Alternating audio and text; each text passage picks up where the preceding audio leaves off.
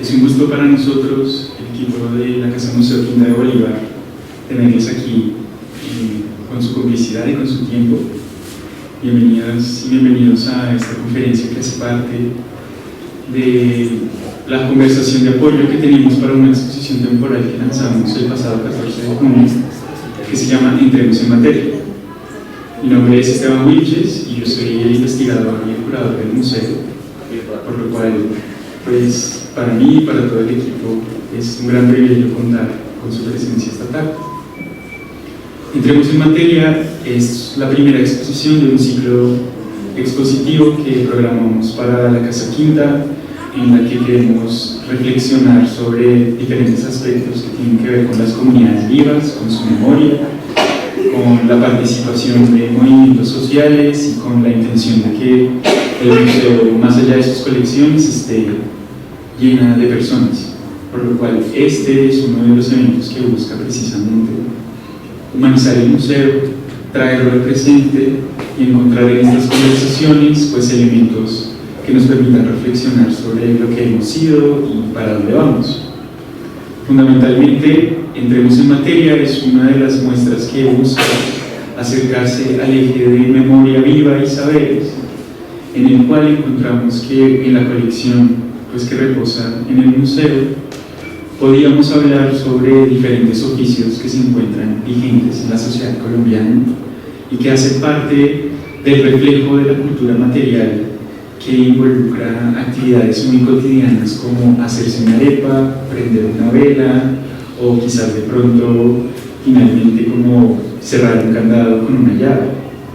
Estas actividades cotidianas que nos hablan precisamente de la vida social de los objetos hace parte de este primer sorbo del ciclo expositivo que vamos a tener en la Quinta, por lo cual pues las y los invitamos a estar muy pendientes no solamente de la programación expositiva, sino educativa y cultural que tiene el museo, que va a estar pensada mucho en este diálogo abierto y permanente con los contenidos, las colecciones, los procesos y las diferentes comunidades que queremos integrar a este espacio. La exposición surge a través de una revisión de la colección de la Quinta de Bolívar, sobre todo muchos elementos que tienen que ver o que tienen un carácter etnográfico.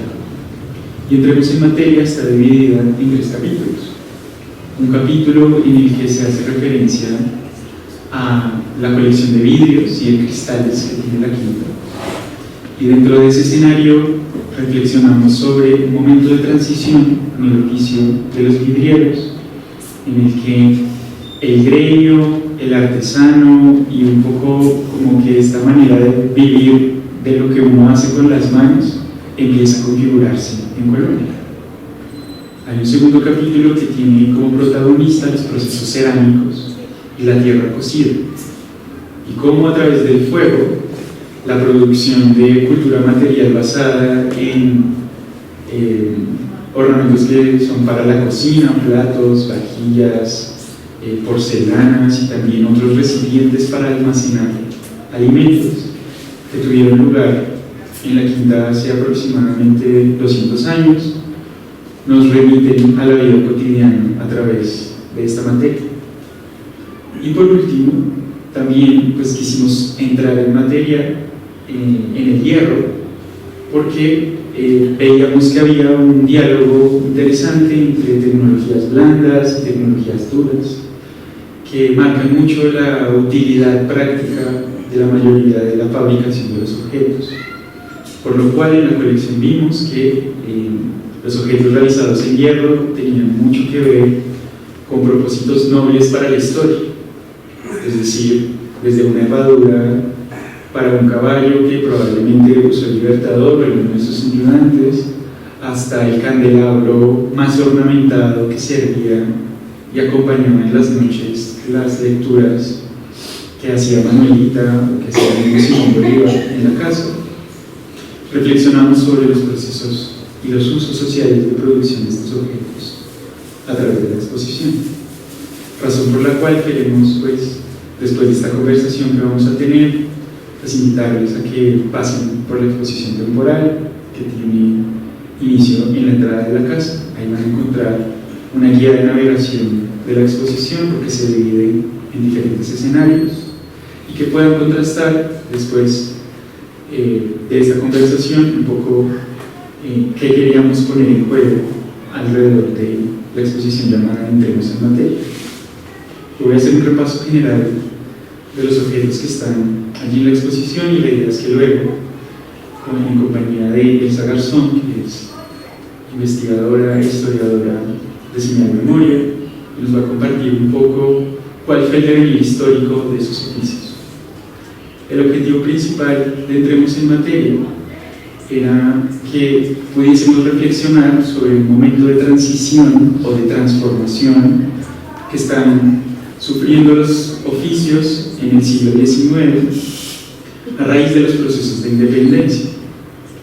Por ejemplo, el hierro, si bien se va a empezar a constituir a través de gremios y asociaciones durante el siglo XIX, la gran mayoría de la producción de esta materia era muy particularizada y va a tener un gran epicentro en Pacho, en Dinamarca, que es donde se crea la primera ferrería del país.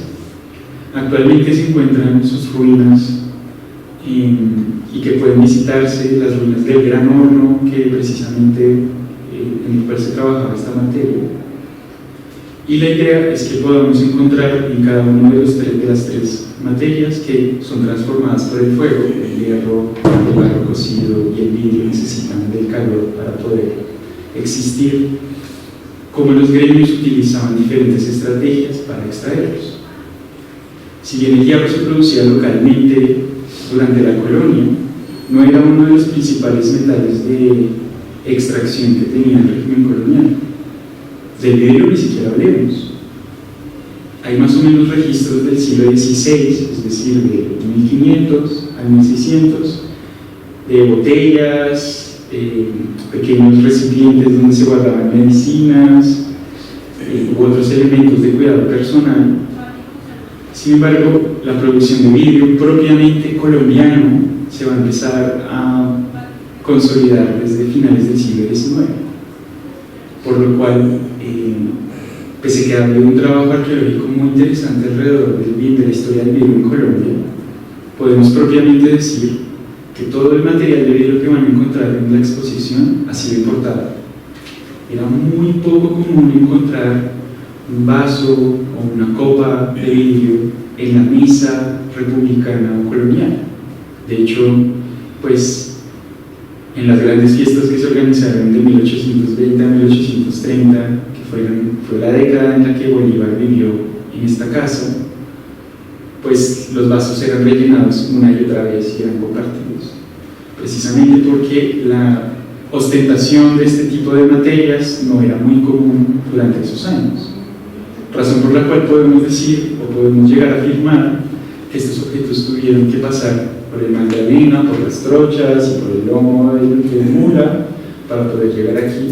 Una materia muy frágil, también imagino cómo pues debían llegar en buenas condiciones las vajillas y los vidrios que están en la quinta, que fueron con las que se adornaron la casa.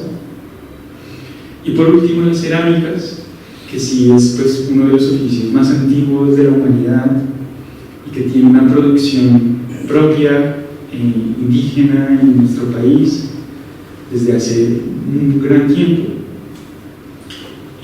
Hacía parte de objetos más bien de trabajo.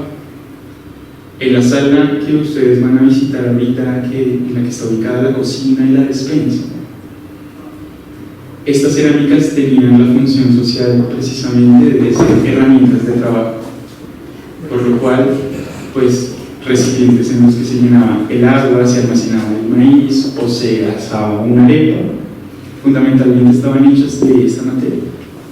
Su evolución ulterior van a ser las porcelanas que van a encontrar en el comedor. Esa porcelana ya tenía otra función social del disfrute. Sin embargo, la cerámica, el barro cocido anaranjado que conocemos, tenía precisamente como esta antesala. Y de ahí podemos hablar de procesos alimentarios en el siglo XIX, de la dieta de Simón Bolívar y de cómo precisamente elementos que están construidos a través del fuego también ayudan en su alquimia a construir los alimentos que se servían en la casa. Entonces, esta gran conversación que tenemos aquí, precisamente está navegando en una suerte de bisagra histórica. Tanto los ceramistas, que van a estar empezando a hacer objetos como algo por demanda, y sobre todo para abastecer necesidades propias y muy locales, van a verse como un poco afectados por la aparición de fábricas de loza.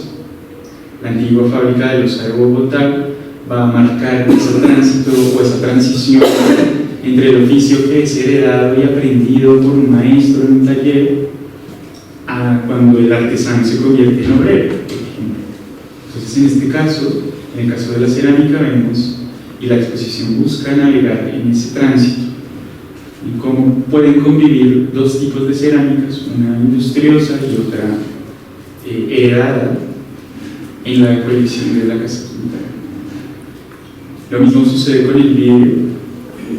La gran mayoría de los objetos, como les digo, son objetos suntuosos, son objetos que mostraban precisamente un estatus social de quien lo portaba. Eso incluía también los espejos. Y cuando estén revisando la sección de cristales en la exposición, van a darse cuenta que su utilidad práctica precisamente buscaba su ostentación personal a quien lo portase. También son elementos muy relacionados con el cuidado personal, de allí que en frascos de vidrio puedan ser llevadas medicinas u otros elementos que servían precisamente para la salubridad de quien los portara. De hecho, yo no sé si ustedes tienen en su cabeza la referencia de las antiguas boticarias o de las boticas que eran como las abuelas de las farmacias, y en la gran mayoría de estos espacios de cuidado o de sanadorías, pues se recomendaba guardar las medicinas en frascos de vidrio. La gran mayoría de estos objetos, que de hecho algunos de ellos fueron encontrados durante una excavación arqueológica que se hizo aquí en la Casa Quinto, en la que antes de la restauración de los años 90 se encontraron diferentes vestigios y elementos domésticos de los posteriores dueños de la casa cuando Bolívar murió.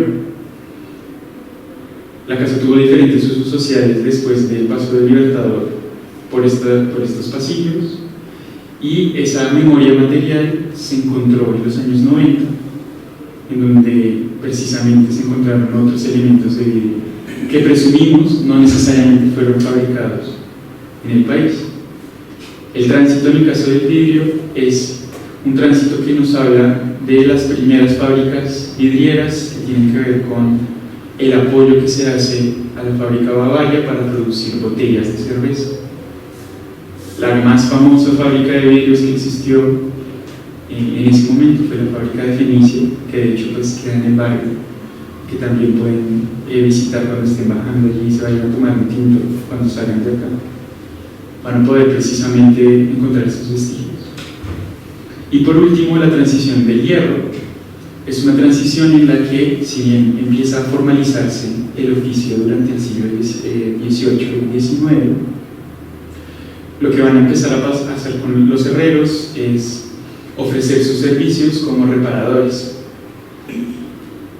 La industria del hierro se va a consolidar después de la segunda mitad del siglo XIX en Colombia, y como les digo, la ferrería de Pacho es una de las más importantes, o la que va a soportar la producción de hierro en el país. Sin embargo, este hierro era un hierro un poco arenoso, y los diferentes trabajadores del hierro no confiaban mucho en la calidad de la exportación o de la extracción de este material en Cundinamarca, por lo cual seguían prefiriendo importarlo antes que tener como la producción local. Aún así, la gran mayoría de la experticia asociada a este oficio se vinculó mucho a la construcción de máquinas que servían, por ejemplo, en la sofisticación de la sociedad colombiana, que empieza desde la segunda mitad del siglo XX. Era muy común encontrar en los periódicos anuncios de herreros que decían: reparo cualquier tipo de máquina. o armo cualquier tipo de máquina que necesite. Las estufas empezaron a cambiar, estaban hechas de hierro, y los herreros iban como a la par de la innovación tecnológica en esta materia. Recuerden que la revolución industrial está sustentada en esta materia, y precisamente los herreros debían estar a la vanguardia de la construcción, del arma y desarme de estos elementos. Los que más funcionaban, o las reparaciones que más se hacían, tenían que ver con elementos de uso doméstico. Con el tiempo, estos herreros, de hecho, era muy común encontrar pues, en estos anuncios que los servicios que se ofrecían se podían ofrecer en cualquier ciudad del país, por lo cual era muy común encontrar herreros santafereños, pero que estaban trabajando en el Huila o en Santander o en Antioquia, reparando vías del tren o armando estufas de hierro o elaborando candados, haciendo herrería básica para caballos y jornales. Y en esa transición empiezan a aparecer también industrias como la de Pacho, pero también está la de Samacá, en las que esos obreros pierden un poco esa autonomía y empiezan a congregarse dentro de las fábricas de producción de hierro. Toda la exposición entonces está navegando en esta transición en la que los artesanos están en una ambivalencia específica de pertenecer a un gremio, vivir de su oficio, convertirse en trabajadores y tener como esos sometimientos específicos de la transformación de la división social del trabajo en Colombia. En ese sentido, ustedes van a encontrar en la exposición varios elementos que aluden o a una producción industrial o a una producción a pequeña escala en cada uno de los tres escenarios que nos marcan esa ambivalencia dentro del trabajo y cómo conviven dentro de estos procesos históricos ambos oficios. Un oficio más técnico, industrioso, y otro que tiene que ver más con esa difuminación de las fronteras, sobre todo en el caso de la cerámica y del vino, entre las prácticas artísticas y el trabajo industrial. Entonces, pues están invitados a conocer la exposición Entremos en Materia, a que puedan también, sobre todo, responder las inquietudes que surgen con los textos que están acompañando la muestra, y fundamentalmente a que podamos viajar en el tiempo sobre cómo se han desarrollado estos oficios en Colombia. Actualmente, pues nuestras abuelas siempre nos dijeron que lo mejor era que el masato se guardara en olla de barro y que no hay cómo hacer una arepa más rica si no es alimentada por el viento de una china, que es una de estas, ¿cómo se dice? Como un abanico, que precisamente lo que busca es alimentar el fuego para esta producción de alimentos hechos con maíz. Entonces, la exposición navega un poco entre esa despersonalización del oficio y los usos populares que podemos encontrar en la transformación de estas materias. Para eso Elsa nos ha preparado un recorrido muy interesante sobre la evolución de estos oficios, y por eso quería empezar pues, esta conferencia, esta charla, con este contexto histórico de la exposición en general, porque dentro de esa transformación de los oficios o dentro de ese momento específico de bisagra en el que el artesano se vuelve trabajador, es que pues vamos a encontrar aquí algunas respuestas de qué camino toman la mayoría de estos oficios en escena, y la idea es que después puedan ustedes contrastar eso navegando la exposición. Así que pues bienvenidos y muchas gracias por estar aquí. Gracias Esteban, y bueno, bienvenidos y bienvenidas. Como ya me habían presentado, soy Elsa Garzón, historiadora de Señal Memoria del Archivo de los Bienes Públicos. Cuando nos sentamos con el equipo de la Casa Museo Quinta de Bolívar, hablábamos con Esteban, nos contaban de la exposición, vimos una oportunidad maravillosa de hablar de evolución, sí, pero no cualquier evolución, es una evolución de cómo varios de estos oficios que nos comentan son transformados y comunicados a través de la televisión pública. Y es un proceso que está íntimamente ligado con lo que nos cuenta Esteban, porque hablamos ya de una transformación, o escuchamos de una transformación en el siglo XIX, comenzamos a ver la despersonalización a inicios del siglo XX, y a partir de ahí, algo que todavía estamos haciendo o viviendo hoy en día, es cómo por un lado el oficio despersonalizado se vuelve la norma para la creación utilitaria, ¿no? Si se necesita una botella para las fábricas o una botella, pues lo que consumimos en el día a día, usualmente proviene de la fabricación, digamos, industrial. Lo que pasa con la fabricación artesanal personalizada no es que desaparezca, es que se convierte, ¿sí? Se resignifica. Deja de ser una fabricación artesanal para digamos, el uso propio, el uso cotidiano, y con el tiempo se va volviendo una fabricación artesanal como manifestación o como práctica que manifiesta una identidad colombiana. Todo eso tiene que ver con procesos de patrimonialización, digamos, las definiciones durante el siglo XX de lo que se va a considerar patrimonio o no, y que hoy en día vemos una línea muy difuminada entre lo que consideramos oficio artesanal, vidrio, cerámica, madera en este caso también, metalurgia, con la artesanía. Entonces, un poco este recorrido que vamos a ver es cómo esa difuminación entre artesanía y oficio sucede y se manifiesta y se nos comunicó durante mucho tiempo y se nos sigue comunicando durante mucho tiempo. Y también cómo poco a poco ese oficio se vuelve también una oportunidad de tecnificación, o sea, cómo le enseñan a un artesano a que haga su trabajo de manera más óptima para que se lucre mejor, pues para que tenga más ingresos, pero también cómo volver un oficio en teoría cotidiano, en teoría digamos orgánicamente pues, generado, en un producto de exportación, y eso tiene mucho que ver con las artesanías. Entonces lo que vamos a ver son algunos videos contextualizados en programas educativos, turísticos, culturales que emitieron canales como Señal Colombia. Bueno, Señal Colombia sigue existiendo, ¿no? Pero que emitieron canales inexistentes como la cadena 1, pues que ya digamos eso ya está desdibujado, la cadena 2, que también pues digamos es muy diferente a lo que tenemos hoy en día, y que finalmente fue, digamos, la norma en términos audiovisuales y narrativos de cómo hablar de estos oficios hacia los colombianos y cómo se quería generar esa sensación de apropiación e identidad a partir de esa narrativa.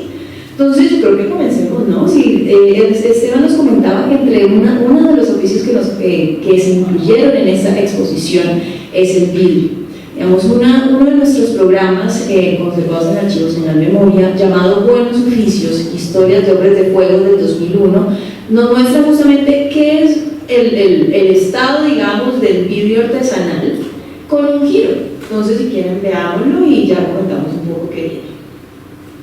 Lo que comentábamos era un ejemplo, una cápsula que no, uno ve, bueno, es un magazine cultural, pues aunque digamos los que están en el sector audiovisual dirán, bueno, es un programa muy noventero, bueno, ya es 2001, ¿no? Muy de finales de los 90, muy propio, pero a partir de esas cuñas podemos ir viendo pistas, ¿no? Eso es lo más chévere de las fuentes audiovisuales, hay pistas, y una de ellas es cómo muchos de estos vidrios artesanales se vuelven ya en una utilidad, digamos, del vaso, que, bueno, obviamente no es una norma universal, pero que se comienza a diverger hacia ornamentos, hacia piezas de decoración, ¿verdad? Vemos que hay formas más curiosas, más exóticas, entre comillas, todo esto es más para apuntarle al mercado internacional. Entonces vamos a ver que a partir de todos estos documentos vamos a ver una constante entre los años 90 y principios de los 2000 de cómo pensar tanto artesanos individuales como, digamos, estos intentos de, bueno, no hay cooperativas, no traje muestras de cooperativas, pero sí hay intentos o iniciativas de cooperativización, como en su momento se pretendió ser Artesanía de Colombia, buscaban algo muy grande y era exportar o proyectar hacia el extranjero. Y esto no es porque sí, digamos, esto digamos, por un lado, ese camino que había tomado el oficio artesanal de volverse manifestación cultural, de volverse un patrimonio inmaterial en algunos casos, y de volverse ícono de identidad colombiana, o saber, digamos, representativo de lo que vamos a llamar colombiano, lo que hoy llamamos colombiano, pero también es un contexto económico, y es un contexto económico que tiene que ver con una apertura a principios de los 90, a partir de la Constitución, y que comenzó a dar pie para esa internacionalización del mercado colombiano. Que esto signifique un aspecto positivo o negativo para los artesanos, Ya vamos a ver más adelante, esto no significa, aquí no estamos para hacer juicio, solamente una exploración. Dentro de esa navegación, vean que hay como una suerte de espiral que crece. Los virus que están en la exposición vienen de afuera, luego se institucionaliza el oficio aquí en el país en el siglo XX prácticamente, y finalizando el siglo se está pensando en un regreso o en un retorno específico dentro de este saber asociado al vidrio como materia de exportación. Aquí estamos navegando ya en una discusión que vincula precisamente el saber con la identidad con la forma con lo que significa el patrimonio y el patrimonio como rasgo fundamental de esto ha sido hecho en Colombia. Entonces, si bien los objetos que están en la exposición van a encontrar en ellos repujados que dicen Simón Bolívar, padre de la patria, libertad, y que están hechos precisamente a medida, aquí vemos cómo luego hay un proceso de expansión industriosa en la que se pierde esa personalización de la producción y luego se regresa nuevamente a yo tengo un objeto hecho de cristal, hecho en Colombia, en mi mesa de centro, aquí en Miami, que seguramente por debajo puede decir también algo específico. Entonces es como una ida y un regreso de la singularidad a la homogenización y luego otra vez como una suerte de singularización que van a estar sobre todo muy alimentados por instituciones como Artesanías de Colombia, que es lo que vamos a ver justo a continuación. Vamos a ver solo digamos una partecita, que es un video como de 3 minutos, pero en la que vamos a ir sosteniendo este punto, ¿no? El oficio artesanal vuelve, como dice Esteban, de la individualización o personalización a una industrialización, y esa industrialización le da un valor diferente a la personalización que la vuelve finalmente otro objeto de consumo, ¿sí? Pero digamos con otras connotaciones, ¿verdad? Y esto se ve también en la televisión. Esto también se ve en la televisión porque de repente la pericia del artesano, la pericia de quien hace, pues de quien talla, de quien arma, de quien construye, se vuelve más bien es una pericia para crear objetos, entre comillas, curiosos. Sí, de nuevo, ya digamos, se reduce la personalización, se reduce la utilidad y se vuelve más en la curiosidad.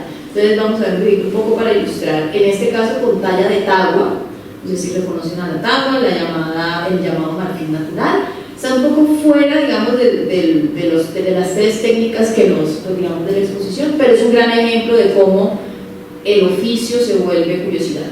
¿Listo?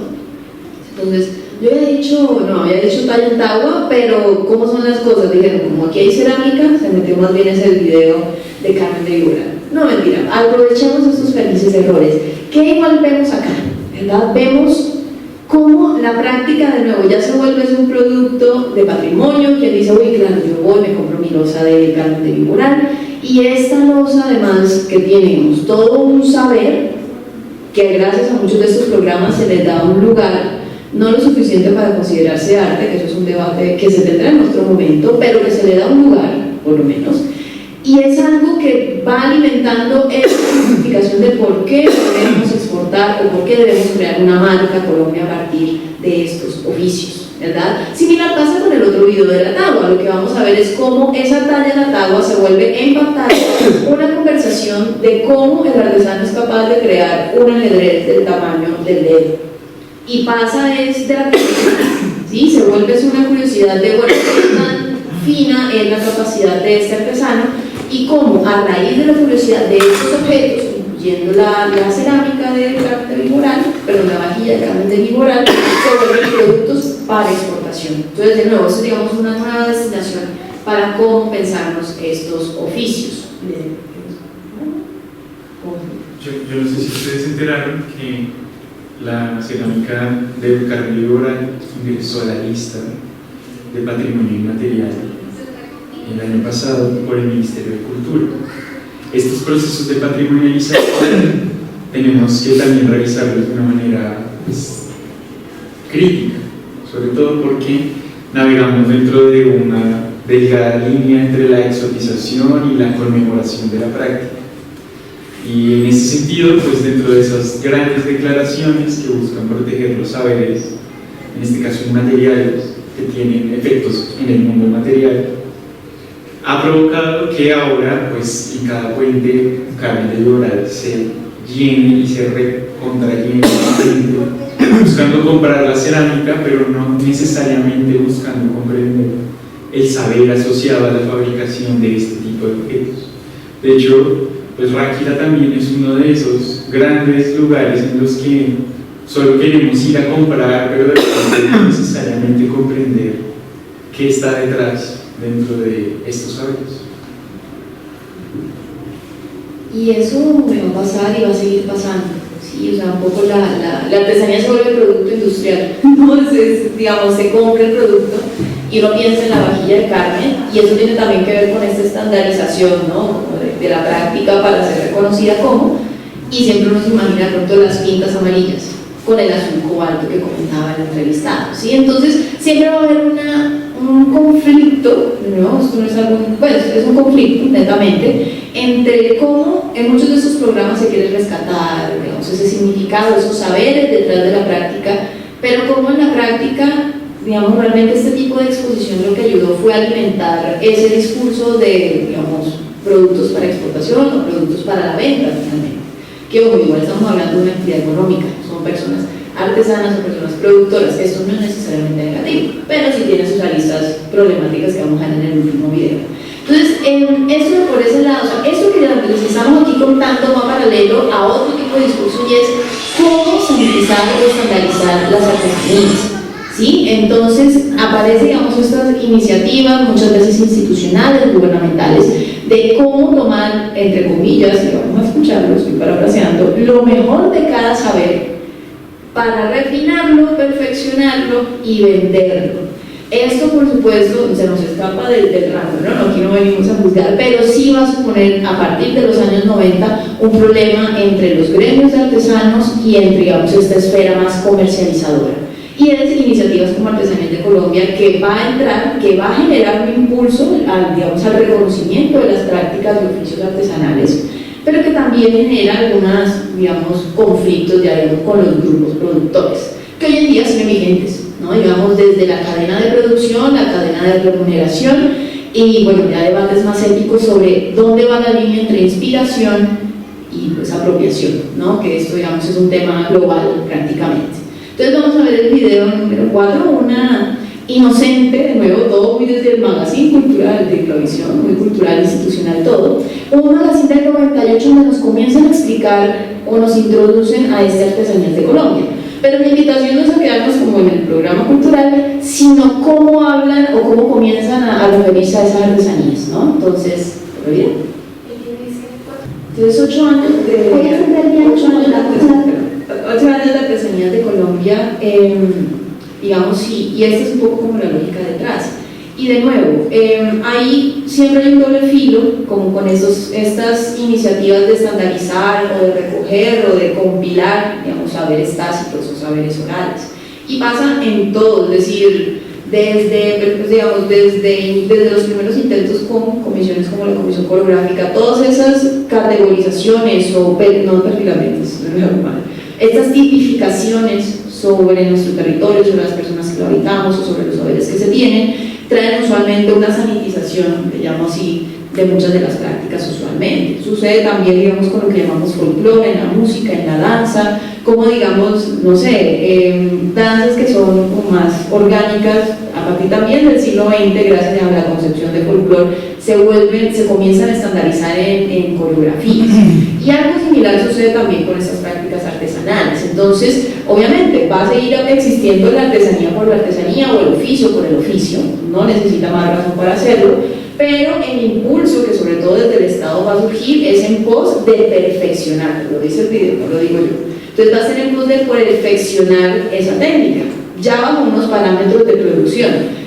Los acabados, la calidad del material, pues últimamente, y eso lo vemos hoy en día, la creatividad para utilizar una técnica en un producto fuera del producto tradicional.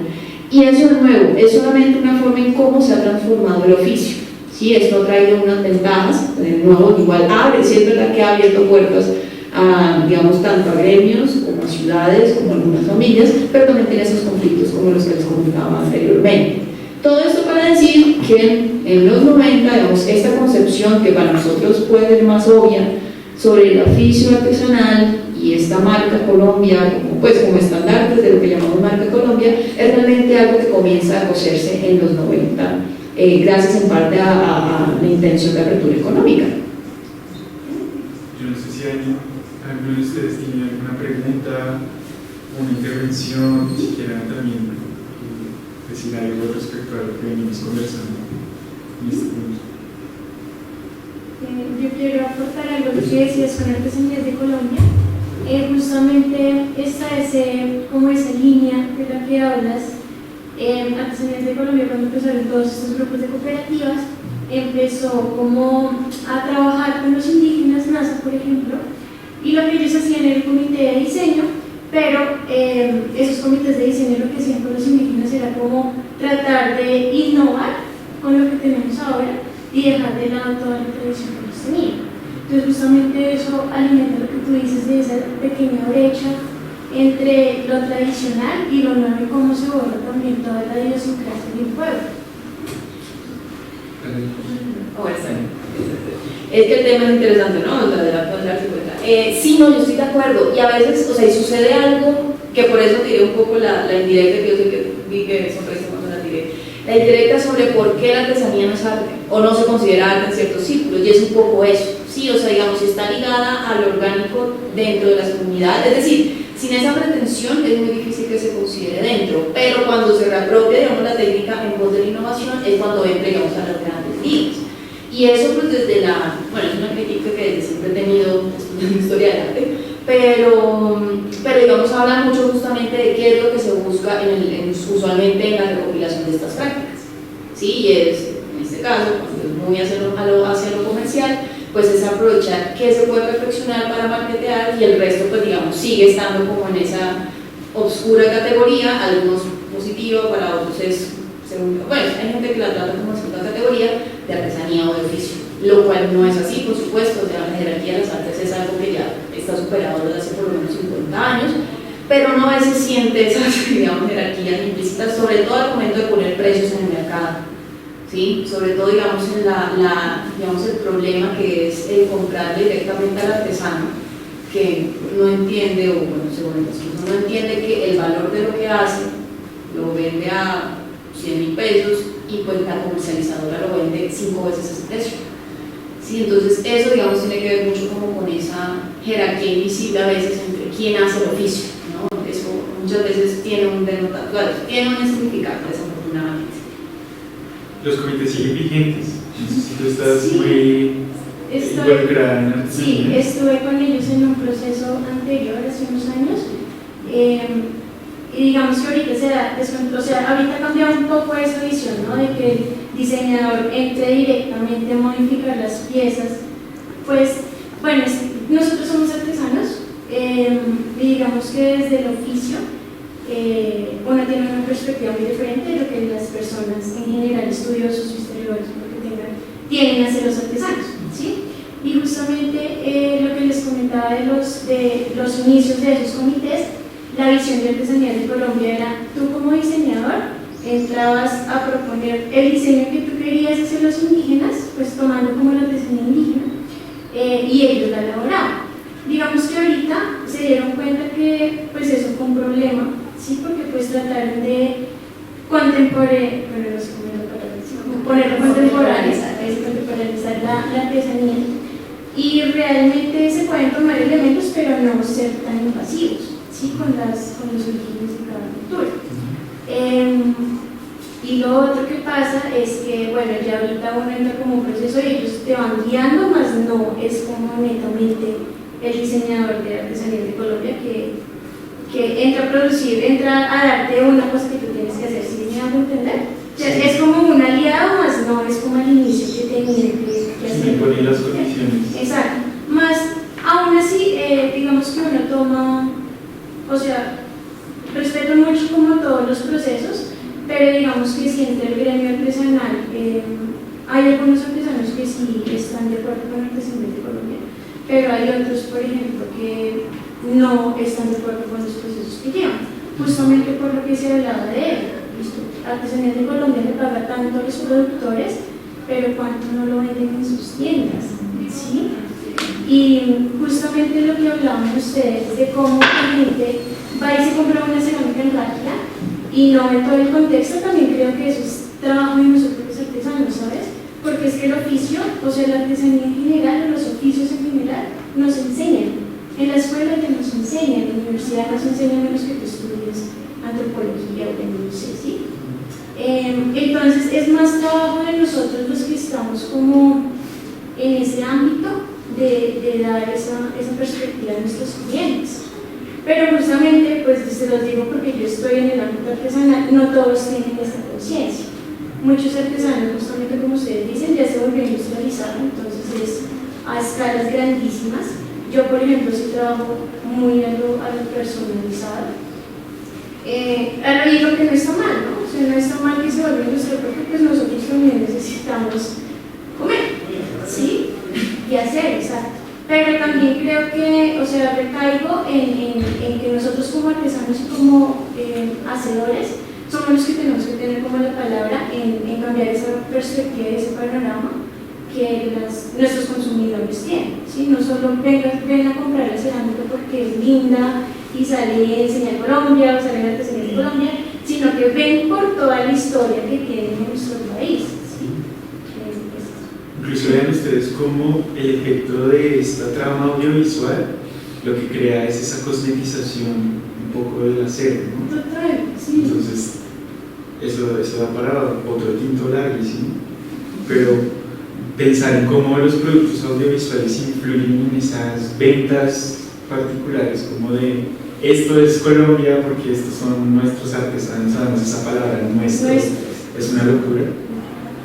También pues valdría la pena que la revisemos en otro momento. También quería decir que, por decir eso se me olvidó lo que iba a decir realmente. Se me fue, pero ya regreso. Adelante. Hay una cosa dolorosa, yo no empezar con una temporada, pero una cosa dolorosa es que cuando un objeto parece muy bonito y está muy bien hecho, la primera frase es que está para exportar. Y es ¿por qué tenemos que exportar lo bonito antes de apropiarlo como tener el derecho a usar lo bonito? ¿Es bonito? Véndalo. No lo use usted, no lo usemos nosotros, sino saquémoslo que lo compren en dólares. Y en dólares entonces te van a decir, véndame de mí, igual sabes, y dejo de ser artesana, tengo que volverme industrial y contratar a 10 personas que hagan un proceso industrial. Entonces, desintegro la artesanía y el valor agregado que tiene ser un producto a mano por cada persona dedicado. Entonces, ahí la feria de exportesanía se volvía un sacrificio de artesanos. Entonces llegaban los diseñadores de Artesanías de Colombia, les decían a muchas cooperativas que eso, hagan este producto. Esos son los 4 productos que van a sacar en la feria.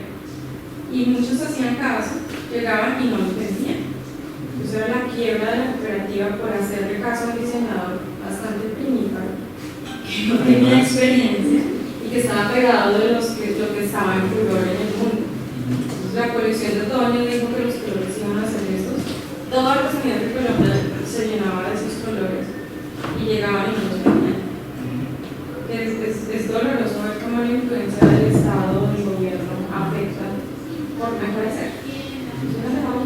Sí, ese es justamente el debate de la estandarización, ¿no? O sea, es decir, como que es una forma de recopilar, de rescatar, o sea, rescatar en el sentido de que se tiene un registro, en este caso visual, pero más a eso. Sí, o sea, digamos, se convierte un poco en ciertos cánones de ahí, o sea, esa barrera entre, o sea, digamos, lo orgánico en el sentido de decir, bueno, no, mi visión es esta, así, lo voy a hacer así, y pues la otra que es responder a tendencias, responder a lo que se supone que es, responder a la contemporanización, que era lo que nos comentaban, que es el deber ser, entre comillas, el siguiente paso, si es esa percepción de sucesión en la historia, es digamos, un poco eso es lo que me refería.